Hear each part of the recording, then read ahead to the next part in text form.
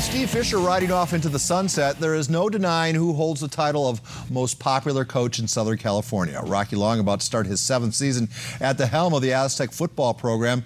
Coach Long, with the honor of taking Sdsu to a bowl game in each of his first 6 years, that kind of success breeds recruiting success. And you're looking at just some of the local names that have verbally committed to play for Coach Long in the class of 2008. And what do you know? The man joins us now from the Mesa. Coach Long, I know how busy you are this time of year, so let me start by thanking you for your time. And let's stipulate that we don't want to cause you any NC2A grief by talking about recruits too much. But we have this big contingent of your class of 2018 in studio just about a month ago. And to a man, they all said, hey, it's cool to be an Aztec again. Is there a higher compliment that can be paid to you? Well, it's obviously a compliment to our program that a lot of the local kids feel like staying home's a good deal. And a lot of them are highly recruited guys. You know, by NCAA rules, I can't mention them by name.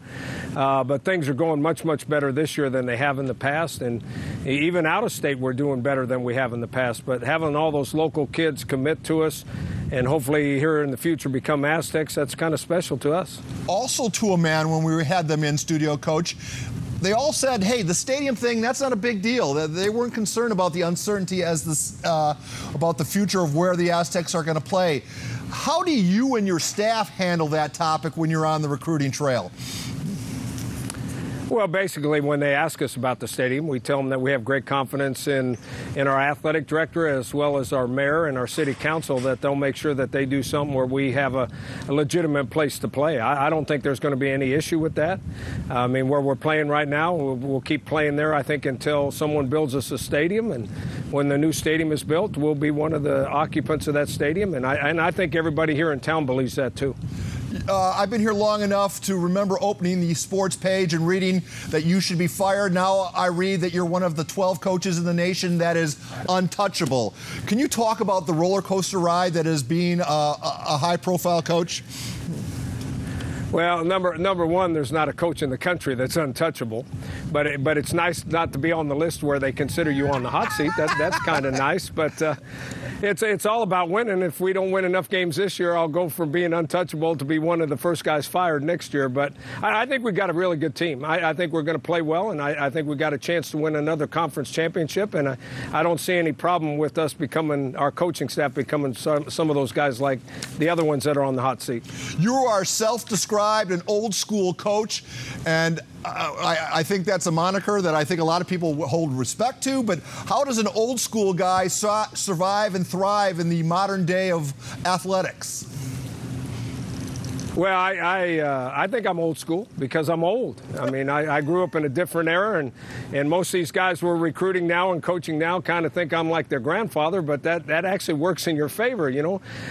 When I was a young coach, those guys thought they could talk back to me and all those kind of things, but now that I'm their grandfather, they don't even think about talking back to me. So it seems to be working pretty well. Now, the old school part is also what we do on offense and defense, and I think that gives us an advantage because a lot of people aren't doing that anymore. So when we play somebody, it's kind of new to them. You know, it's funny how you bring up the grandfather quote. Coach Long, on Tuesdays, the highlight of my work week is watching the tape of your press conferences. Most recently, you brought up the topic of how you handle social media. We're going to run a clip of that. I want to get your reaction to it. Take a listen. Well, obviously it is, and at my age, I don't know anything about it. So I have to make sure that I hire enough young guys on my staff that understand what's going on, and I just do what they tell me to do. Coach Long, for the record, your Twitter handle is Coach Long SDSU. To date, you have tweeted 13 times in your illustrious career. How about a 14th tweet saying how much you're enjoying this interview? Well, I'm enjoying this interview a lot, but in order to tweet that out, I'm going to have to go get someone to do it for me, which I will as soon as I leave here. If you want me to, I can get it done. It just will take a little while. I'll wait patiently, Coach. Hey, Coach Long, answer this question. Would Coach Rocky Long of today recruit Rocky Long, the athlete of yesteryear? I don't think so. I mean, obviously, when I played, I thought I was good enough. But the athletes now they're bigger, stronger, faster, quicker, better trained. Now, if you talk about toughness, I think I can play still. But I think it's a lot more skilled game than it used to be. You have two daughters who either are or have coached. So there are three coaches in the Long family, correct? Well, there are, yeah. Mm-hmm. So what is my wife blames me? My wife blames me for that too, by the way. What is the best piece of advice you've given the other Coach Longs in your family? I haven't given them any advice unless they ask for it, and that's the best thing I've ever done. There's no reason giving another coach advice unless they want you to give them that advice. And one of them's a volleyball coach, and all I know about volleyball is you get 3 times to hit it to get it over the net, so I surely can't help her. And the other one's a basketball coach, and I surely can't help her either. I don't know the difference between zone and man-to-man, so the only advice I gave them is be themselves. We have a lot of high school coaches who watch us on a regular basis, Rocky. What is your advice to them? So some young guy who's trying to start a program in and around the county, you know the trials and tribulations they all face. Can you speak maybe a word of wisdom to help them? Well, number one, I really appreciate high school coaches. I think their job is very, very difficult with the young people they're working with and with the parents hanging around and trying to coach them themselves. I think it's a very, very difficult job, but I also think it's a very, very important job. And I would give them the same advice. They got to coach to their personality. Don't do it like anybody else. Do it like you want to do it. I heard a story from a local high school coach about back in the day when you used to referee at the passing camp hosted by Sdsu.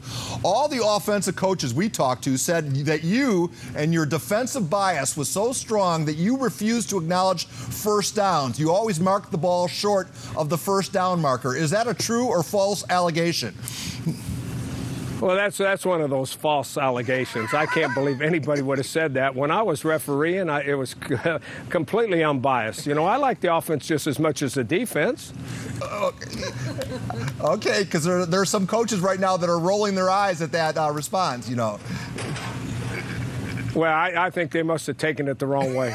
All right, well, before we let you go, all iconic coaches have their signature strategy. Lombardi had the sweep, Eric Coryell, Walsh had the West Coast deal, Ryan had the 46. Yours is the 3-3-5 defense. In layman's terms, what makes your defensive concept so unique? Well, I think it's not as unique as it once was, but we always play with 5 defensive backs. You know, most people have a base defense, and then they'll play a nickel or a dime when they put extra DBs in the game. We always play with 5 defensive backs, and what that gives us is versatility. We can line up a lot of different ways. We can play a lot of different coverages. We can play a lot of different blitz schemes and a lot of safeties off the edge. But what has to happen is our safeties also have to play linebacker or defensive end at times, so you have to get a special guy to play that position. Well, Coach, we're out of time. From one Obetian to another, would you like to plug your favorite restaurant in Ocean Beach? No, I better not, because I go to a whole bunch of them, and they get upset if I picked one. Well, okay, Coach, I've seen you in several. Coach Rocky Long, Coach, again, thank you for taking time out. We wish you nothing but success and continued success in the coming campaigns. I appreciate you having me on. Thanks a lot.